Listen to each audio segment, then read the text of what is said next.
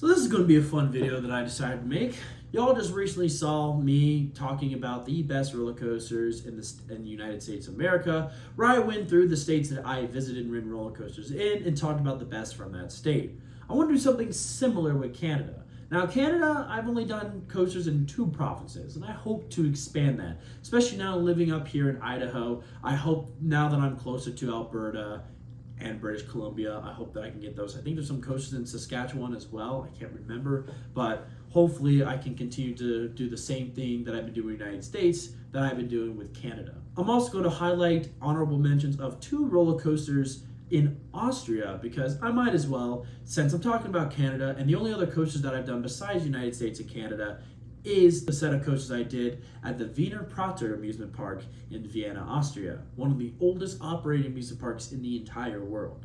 So let's go ahead and get those out of the way. I just want to first say it is really cool to ride a Vekoma boomerang with lap bars. I would love to see that come to the States. I think it's really cool. Best way to ride that, although it shouldn't be just a metal beam. Maybe put some padding on it as well. Still cool. I like it. But the main one I want to highlight is the Olympia Looping Roller Coaster. I went to Wiener Prater in the summer of 2018 just on a music trip, and we just so happened to stop here for a couple of hours. And so I was able to get all the credits, but at the time, Olympia Looping was actually at this park. If you're unfamiliar, this Schwarzkopf quintuple loop that looks like the Olympia rings goes all over the continent of Europe to many different parks. And it just so happened that it's time to be at Wiener Prater for a couple of months. And so I had the privilege to ride that. It was 12 euros a ride if I recall, so it was expensive, but still, I was worth it. That is still to this day one of my favorite Schwarzkopfs. Even with the shoulder pads that do hinder the ride just a little bit,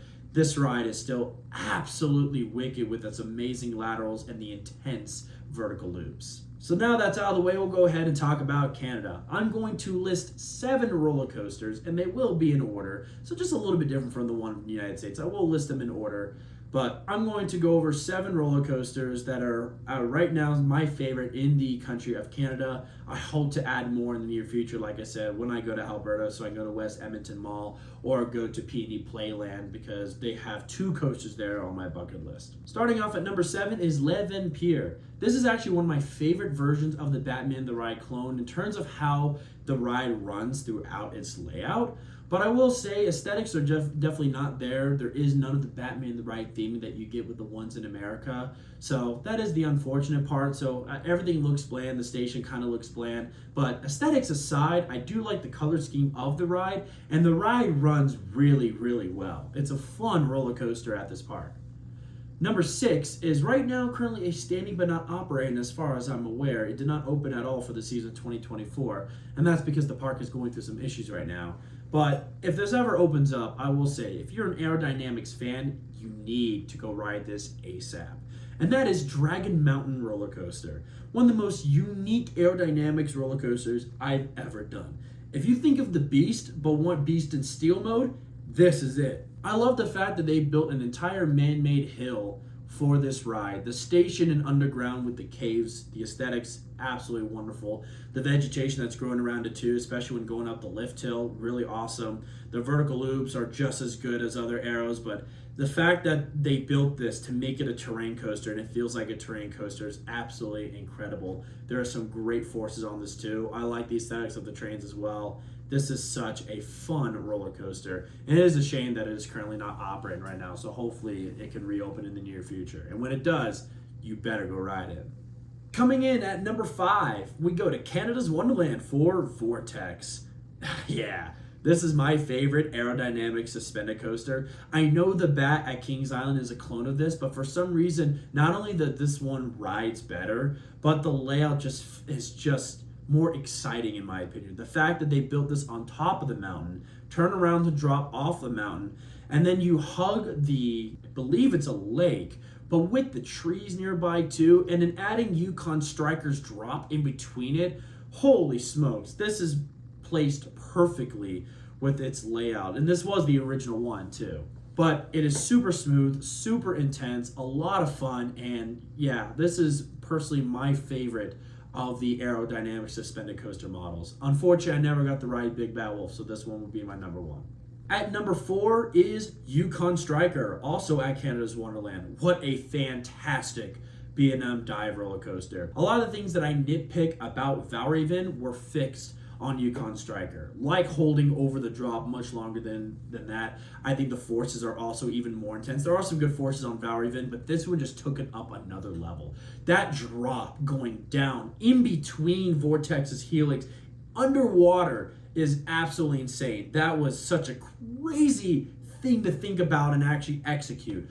Also, the aesthetics of this ride look great. When you're approaching this ride from the Wonder Mountains Guardian, you get just this beautiful skyline of the ride by the trees beyond the lake where this is at. Speaking of the forces, that vertical loop and the inversion after the vertical loop is absolutely insane. This ride is extremely intense. It is the most intense dive coaster that I've ever done. Holy cow. Yeah, this is a fully complete package. And I do like the aesthetics at the end. I know it does only end with a drop in a helix, but what's nice about the helix is not only is it intense, but because it's placed over the pathways, the interaction that you get from riders looking down at the guests or the guests looking up at the riders above is a unique experience as well. Also, the aesthetics of the ride and the theming elements with it is really cool. What's also really cool is the loose article situation on it, where they have this whole gondola system to put your articles on, so you don't have to worry about buying a locker or bins. I would love to see that come to the Americas if possible. That's a really cool setup. Number 3 is Goliath at La Ronde. This is a phenomenal B&M Hyper. It is short and it's not a true hyper coaster in the sense, but oh my gosh, don't let that fool you at all. The airtime on this thing is absolutely nuts. It is actually inconceivable how small relatively this is for hyper roller coasters, how impactful the airtime is and how fast you feel like you go through this. It is unreal. You got to check out this. It is cool that it kind of looks like Superman, and I do also like that it interacts with the parking lot down below, at least with the guests, and there is some nice vegetation nearby. The station also looks kind of cool. So not the most aesthetically pleasing, but the ride itself makes up for that with one of the most insane airtime moments experiences in Canada. So that means our last 2 coasters are going to be at Canada's Wonderland. We'll start with number 2 with Behemoth. Just a little bit above Goliath. They're like right next to each other. You could almost flip them. And I totally understand if you prefer Goliath over Behemoth. Behemoth is also really, really good. Of the 3 B&M Hypers that Cedar added, this one is personally my favorite. The airtime on this is unreal. And there's some great Flojector plus ejector airtime. There's also some great intensity on not only the turnaround, but the helices that happen afterwards. I also love the aesthetics of this as well. It's funny that this shares the same color scheme as Talon at Dorney Park, but it does go over another lake that is part of Canada's Wonderland that's absolutely stunning. It's also a good backdrop for when you're in the water park of Canada's Wonderland as well. Overall, this ride is absolutely awesome. In recent times I've been going there, the operations have definitely improved much on this. When I first went to this park, it definitely had the stacking problem as the other Cedar Fair Hypers, but on my recent visit to Canada's Wonderland back in 2022, that was not the case. It was phenomenal watching that thing fly through operations. And that leaves us with Leviathan. What a phenomenal roller coaster. It is short when you compare it to Fury 325.